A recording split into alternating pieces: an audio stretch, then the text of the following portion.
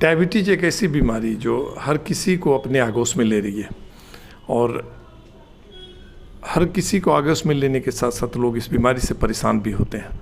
आज हम बात करेंगे इसी मुद्दे पे, डायबिटिक बीमारी को क्योर करने को लेकर के। तो डायबिटिक में अक्सर लोग एलोपैथी की तरफ शिफ्ट होते हैं, और एलोपैथिक में जाने के बाद बहुत ऐसे लोग होते हैं जो होम्योपैथी की तरफ जाते हैं। लोगों को विश्वास होता है कि होम्योपैथी दवा खाने से डायबिटिक कंट्रोल होगा। आज उस मुद्दे पर हम बात करेंगे कि डायबिटीज़ में होम्योपैथिक दवा कितना कारगर होता है। हमारे साथ बात करने के लिए मशहूर होम्योपैथिक चिकित्सक धीरज सिन्हा से हैं। धीरज सर, बताइए कि होम्योपैथी दवा कितना कारगर होता है डायबिटीज़ में, बताइए। देखिए, जो डायबिटीज़ जिसको हम कहते हैं वो एक तरह से इंडोक्राइन डिजीज़ है, और हिंदी में हम लोग मधुमेह कहते हैं। यह बहुत प्राचीन आयुर्वेदिक ग्रंथों में भी इसका वर्णन है। इसका इलाज, आपका प्रश्न है कि होम्योपैथिक दवाई कितना कारगर होता है, उससे पहले हम आपको एक चीज़ स्पष्ट कर दें कि पैथी कोई ख़राब नहीं है, और ज़्यादातर लोग अंग्रेजी खाते हैं हमारे देश में, और उसमें कोई बुराई नहीं है। अंग्रेजी भी काम करता है, आयुर्वेदिक भी काम करता है, होम्योपैथिक भी काम करता है। होम्योपैथी के हिसाब से जो हम लोग जानते हैं हम आपको बता देते हैं। होम्योपैथी में तो लक्षण का इलाज है, पर डायबिटीज होम्योपैथी से ठीक होता है या एलोपैथी से ठीक होता है या क्या होता है, उससे पहले तो ये अवेयरनेस लोगों में ज़रूरी है कि डायबिटीज होता क्या है और होता क्यों है। तो डायबिटीज ब्लड में शुगर की मात्रा को बढ़ जाने को हम कहते हैं। वो क्यों होता है? क्योंकि इंसुलिन जो है वो हमारे रक्त में शर्करा को नियंत्रित करता है, और वो पैनक्रियाज से सिक्रीट होता है, जहाँ आइलैंड्स ऑफ लैंगरहैंस है बीटा सेल में, वहाँ से इंसुलिन सिक्रीट होता है, और वही शर्करा की मात्रा को, ग्लूकोज की मात्रा को वो नियंत्रित करता है। टाइप 1 टाइप 2 होता है, पता ही है आपको। टाइप 1 में जो है वो बनता ही नहीं है या बहुत थोड़ा बहुत इंसुलिन बनता है, और टाइप 2 में जो है हार्मोनल इम्बैलेंस हो जाता है उसका। तो उचित खान पान जो है वह सबसे पहली प्राथमिकता है। जैसे आप लोग वॉक फॉर लाइफ कहते हैं, तो सच पूछिए तो वो सबसे बड़ा इलाज पहला तो ही है, क्योंकि शुगर कभी भी डायबिटीज़ को, मेरे अनुभव में, मेरे हिसाब से, अलग अलग लोगों का अलग अलग अनुभव होगा, मेरे हिसाब से sugar can be checked, never can be completely cured. तो इसमें घबराने की बात नहीं है, क्योंकि ज़िंदगी भी जो है वो भी कोई 1000 साल का तो है नहीं, परमानेंट तो है नहीं, शरीर मरण धर्मा है। लेकिन अगर थोड़ा सा दवा खा के हम नियंत्रित रख सकते हैं तो prevention is better than cure. और थोड़ा दवा भी नहीं खाना उसको पड़ता है जो कि पहले ही सचेत हो जाएगा। खान पान में जो गिरावट आया है, पेस्टिसाइड वगैरह जो है, खाना जो डब्बाबंद खाना, जो प्रोसेस्ड फूड हम खाते हैं, वो एक बहुत बड़ा रीज़न है। और दूसरा बहुत बड़ा रीज़न है कि हम जो खाते हैं उसको हम कैलोरी को बर्न नहीं करते हैं दौड़ करके, टहल करके। हम अपने पसीना को बहाते नहीं, क्योंकि पसीना, धूप में आने वाला पसीना की बात नहीं कर रहे हैं, जो अंदर से आता है। जब सेबेसियस ग्लैंड खुल जाता है तो सारा टॉक्सिन्स बाहर निकल जाता है। आयुर्वेद में उसको अमा कहते हैं, अंग्रेजी में उसको टॉक्सिन्स कहते हैं। बात एक ही है। होम्योपैथी लक्षणानुसार चिकित्सा है, सिम्टम के हिसाब से दवाई है, और होम्योपैथी में शुगर की बहुत अच्छी दवाई है, जैसे सीजीजीएम वगैरह जो जामुन से बनता है, इस तरह की कई दवाइयाँ हैं।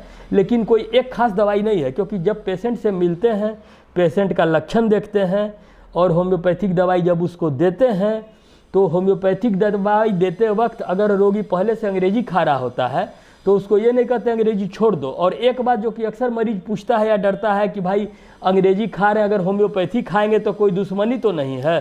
तो हम आपको क्लियर कर दें मेडिकली कि दूर दूर तक कोई रिश्तेदारी नहीं है। लेकिन तब है कि मान लीजिए किसी को अगर हाई बीपी है, और हाई बीपी का दो तरफ से दवाई दुखा रहा है, तो बीपी जल्दी उसका गिरने लगेगा, तो फिर उसको बीपी बढ़ाना पड़ेगा। उस तरह से अगर शुगर हाई है तो नियंत्रित करना है, लो नहीं कर देना है। क्योंकि अगर हाइपरग्लाइसीमिया की बीमारी है तो हाइपोग्लाइसीमिया भी तो बीमारी है। शुगर को कंट्रोल रखना है, शुगर को गायब कहाँ कर देना है। ऐसा भी नहीं है कि 60 से नीचे चला जाए, तब तो और फिर मरना हालत हो जाएगा आदमी का। तो शुगर को हम नियंत्रित रखते हैं, जीवन ही संतुलन है। तो उसी तरह से शुगर के केस में भी हम उसको संतुलित रखते हैं।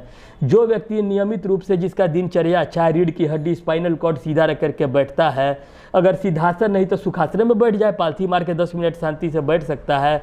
प्राणायाम अगर ढंग से कर सकता हो, न भी कर सकता हो तो कम से कम शांति से बैठे। खान पान नियंत्रित रखे अपना, जितना खाए सुबह में टहल करके उतना पसीना बहा ले, तो उसको डायबिटीज नहीं होगा। और डायबिटीज हेरिडिटरी भी आता है, जो ओल्ड स्कूल ऑफ मेडिसिन है जिसको हम एलोपैथी कहते हैं, वो इसको बाद में माने होम्योपैथी इसको पहले से जान रहा था, आयुर्वेद और पहले से जान रहा था, तो ये चीज़ पता है।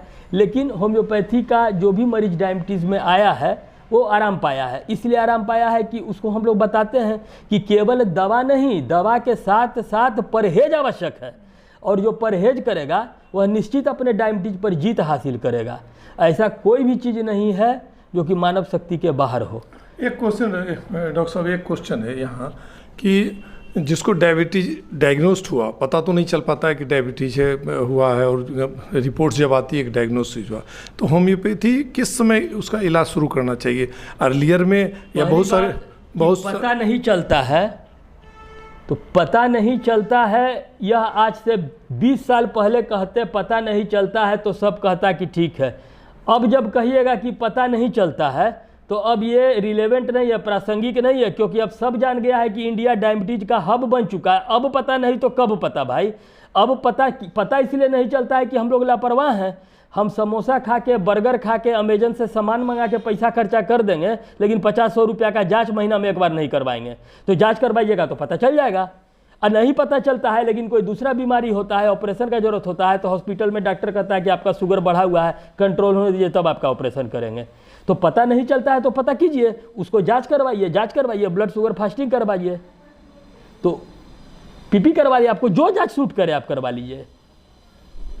तो जांच करवाइएगा तो पता चलेगा।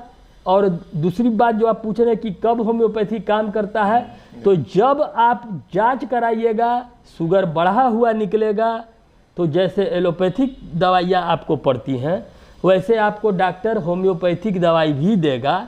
और अगर पहले से, अब अलग अलग होम्योपैथ अपने ढंग से देगा। अब जैसे अंग्रेजी दवाई खाते हुए मेरे पास कोई आता है कि हम अंग्रेजी दवाई खा रहे हैं बहुत दिन से, हम होम्योपैथी भी खा सकते हैं, तो हम उससे कहते हैं कि जी आप खा सकते हैं। तो वो पूछता है कि क्या हम अंग्रेजी बंद कर दें? तो ये डॉक्टर पर निर्भर करता है, इस बात का पैथी से संबंध नहीं है। कोई होम्योपैथ कहेगा कि हाँ अंग्रेजी बंद कर दीजिए, आप मेरा ही वाला खाइए। कोई एलोपैथ कहेगा कि आप क्यों होम्योपैथी खाते हो, सबसे कुछ नहीं होगा, आप मेरा ही वाला खाइए। लेकिन कोई एलोपैथ कह सकता है कि कोई बात नहीं है, आप वो भी खाइए, ये भी खाइए, जो आपको ठीक लगे, और आप जाँच कराते रहिए नियमित। और हमसे कोई पूछता है तो हम इसलिए कहते हैं कि आप अंग्रेजी बंद नहीं कीजिए, क्योंकि साइकोलॉजिकल प्रॉब्लम शुरू हो जाएगा उसको, कि ऐसा तो नहीं कि अंग्रेजी बंद कर दिए इसलिए हम ठीक नहीं हो रहे हैं। तो हम उसको कहते हैं कि आप अंग्रेजी खाते रहिए, ये और अंग्रेजी दवाई उसका हम देख लेते हैं कि क्या खा रहा है, इस पर विचार करना जरूरी है। अंग्रेजी दवाई देख लेते हैं कि कौन सी ग्रुप की दवाई वो खा रहा है, कौन सा डायबिटीज है उसको, और क्या उसकी स्थिति है, उसके हिसाब से होम्योपैथी देते हैं। और कहते हैं कि 1 महीना खा करके आप अपना जांच कराइएगा और अंग्रेजी वाले डॉक्टर साहब के पास जाइएगा। जब वो अंग्रेजी वाले डॉक्टर साहब के पास जाता है और वो अंग्रेजी का डोज घटा देते हैं, तो रोगी खुद समझ जाता है कि हमको फायदा हुआ है, मेरा डोज घटा। और फिर कुछ महीना के बाद या 1 आध साल होते होते, 9 महीना 10 महीना साल भर होते होते अंग्रेजी दवाई बहुत बार बंद भी हो जाती है, फिर वो कंप्लीट होम्योपैथी खाते रहता है। फिर खाते खाते अगर वो बात मानता है, नियमित दौड़ता है, तो एक समय होम्योपैथी का दवाई भी घटाना बंद कर देते हैं। उस स्थिति में उसको दवाई बंद करते समय छोड़ देते हैं ये बोल करके कि चीनी में चाय मत पीजिएगा, सप्ताह में 1 आध दिन रसगुल्ला खा लीजिएगा, कभी 5 दिन 6 दिन में 1 दिन अगर थोड़ा सा चावल खा लिए तो कोई बात नहीं है, क्योंकि चावल खाने आपको डॉक्टर मना करता है, लेकिन पूरा चावल खाना छोड़ दीजिएगा, कार्बोहाइड्रेट जाएगा ही नहीं, तो कल हो करके आपको फिर स्टूल भी कड़ा होने लगेगा और भी कुछ समस्या होगी। तो आपको अपने आप को बैलेंस करके रखना है।